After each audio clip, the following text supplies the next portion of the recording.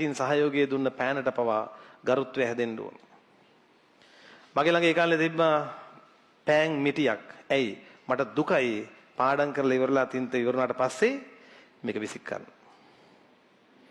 ඒ නිසා පෑන් මිටිය තාම තියෙනවා.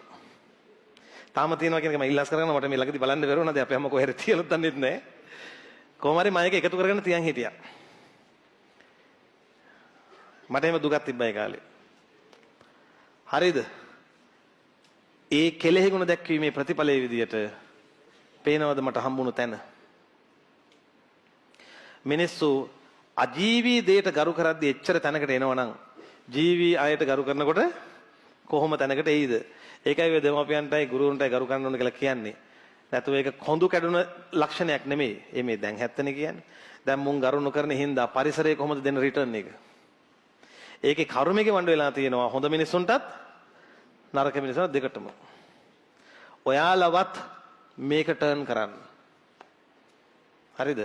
ඒ හින්දා පාඩම් කරන වෙලාවට පොත අතට අරගෙන පරිශීලනය කරන්න කලිනුත් පොතට වැඳලා පොත ඉවර වුණාට පස්සෙත් පොතට වැඳලා ඒක තියන්න තරම් එහෙම තරම් ගුණවත් ළමයෙක් වුණොත් උඹලට හරියන එක කාටවත් නවත්තන්න හම්බෙන්නේ නැහැ. එහෙම නැතිනම් ඔය මොකෙකුට හරි කෙනෙකුට පෙත්සමක් දැක් ගහපු ගමන් ඔයාලා ගමන නැවැත්තියි. එනවනේ මඩක් ගහලා සංවිධානය වෙලා වීඩියෝ දැම්මත් ගමන නවත්තන්න බෑ. මොනවා කරුවත් පන්දිවල ළමයි එනවා. ඇයි? තියෙන්නේ ඇත්ත.